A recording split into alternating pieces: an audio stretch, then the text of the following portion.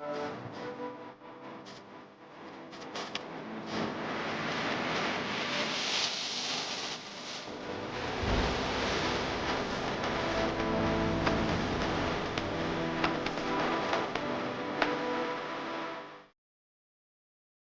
a tutti, oggi in questo video vi presenteremo il KG IOPlay, ultimo modello della casa cinese. Abbiamo avuto modo un paio di mesi fa di testare l'IO 5 Lite, un dispositivo completissimo, premium, molto costoso, comprensivo di telecamere, sensori TPMS per monitorare la pressione delle gomme, GPS, un qualcosa di veramente premium e naturalmente questo tipo di dispositivo funzionava e funziona solo con una connessione cablata fissa sulla nostra moto. Da poche settimane è arrivato in commercio questo nuovo modello, semplificato su alcuni aspetti, ma molto interessante proprio perché è diventato più versatile per il tipo di connessione alla moto. Adesso infatti è possibile collegarlo utilizzando una presa USB, una semplicissima USB di tipo A. Questo modello Play esiste in due varianti, una dedicata al mondo BMW, quindi compatibile con la piastra della casa bavarese, con uno sgancio rapido e una completa compatibilità con la rotellina a manubrio che permette di gestire il TFT delle moto tedesche. In questo caso invece abbiamo la versione universale, adatta quindi a tutti i tipi di moto, con una staffa da manubrio simile a quella dell'Io Lite e fatta benissimo, devo dire, tutta in metallo, e è adattabile a tutti gli spessori dei vari manubri.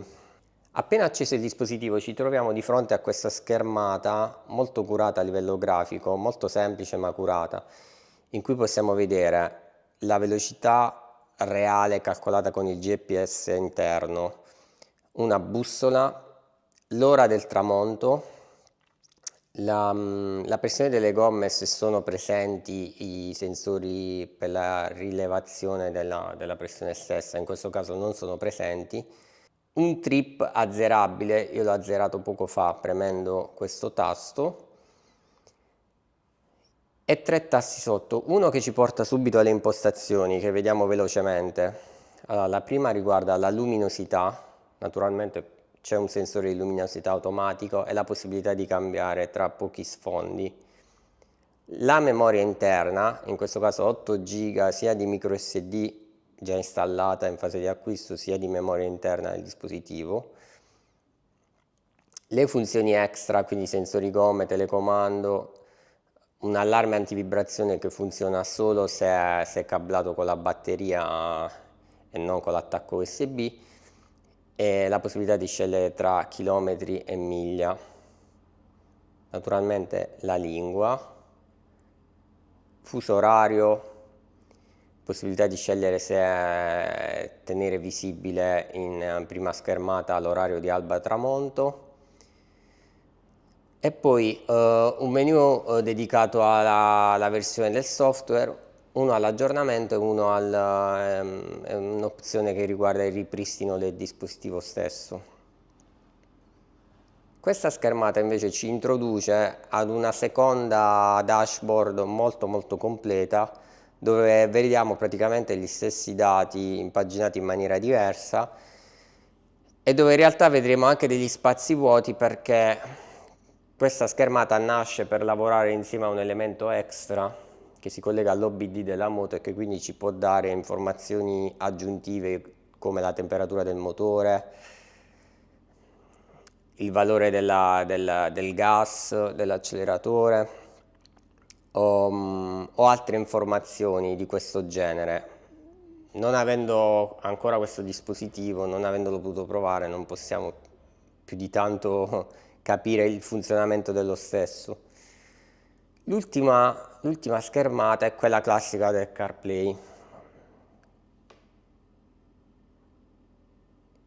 In questo caso troviamo le solite schermate, ma quello che ci stupisce è realmente una fluidità del processore incredibile, perché in questo caso rispetto ad altri dispositivi abbiamo sicuramente più potenza hardware È anche un software sviluppato direttamente dalla casa e quindi si basa sempre su Linux, però è ottimizzato e lavora perfettamente con l'hardware. Nella parte superiore troviamo 4 tasti, un tasto Home che ci riporta sempre alla schermata principale, un tasto Switch che ci dà la possibilità quindi di passare rapidamente tra le varie schermate, un tasto standby che spegne il display, ma che ci aiuta anche a spegnerlo se tenuto premuto definitivamente o a effettuare un riavvio forzato. E per ultimo troviamo il tasto lock che blocca lo schermo. Per sbloccarlo quindi andrà fatto uno swipe oppure ripremuto lo stesso tasto. Rispetto all'IO Lite 5 che abbiamo già testato, questo dispositivo ha 2 GB di RAM anziché 4 e uno storage interno inferiore, 8 anziché 32, ma per il resto le prestazioni sono davvero ottime, quindi non si nota questa differenza. Il display è sicuramente un'unità di alto livello, veramente un IPS molto curato. In questo caso abbiamo anche applicato una pellicola in vetro che ci dà la possibilità di proteggerlo ed è anche molto semplice da applicare perché è sagomata ed essendo in vetro praticamente è impossibile far venire su delle bolle. L'applicazione è stata davvero semplicissima. Cosa ci è piaciuto di questo dispositivo? Ovviamente la qualità costruttiva, perché davvero sia la parte hardware sia la parte software sono curatissime.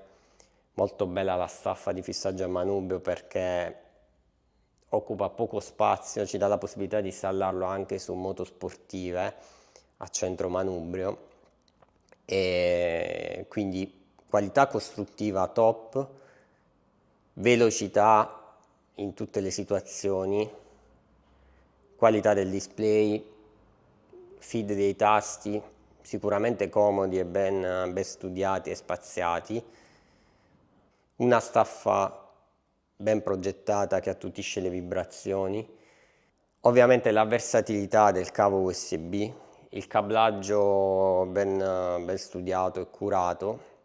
Possiamo dire che è un dispositivo che si fa pagare perché comunque il prezzo rispetto agli altri è alto, ma che comunque giustifica il tutto con una qualità importante sia lato hardware che lato software.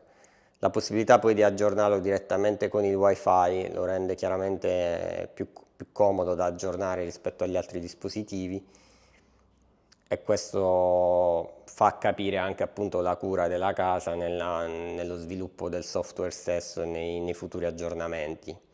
I moduli aggiuntivi, tipo anche i TPMS, sono sicuramente comodissimi. In questo caso non li ho installati perché su questa moto li ho già installati originali KTM. Il modulo OBD è sicuramente qualcosa di molto interessante che andrebbe testato. Questa soluzione rimane perfetta per chi non vuole delle dashcam integrate oppure ha già un altro sistema di dashcam montato sulla moto. Quindi a un prezzo di listino che supera di poco i 370 euro, ma su cui spesso troviamo applicato un po' di sconto, possiamo dire che comunque è un dispositivo che vale questi soldi e che a livello di esperienza d'uso e di qualità si pone al top di tutti i CarPlay. Vi ricordo che per qualsiasi curiosità potete scriverci nei commenti, la recensione sarà su gravelandroad.it. Se avremo modo di testare moduli aggiuntivi, soprattutto l'OBD, andremo a creare nuovi contenuti e vi aggiorneremo per i vari sviluppi, perché crediamo che quella sia sicuramente una caratteristica unica e molto interessante.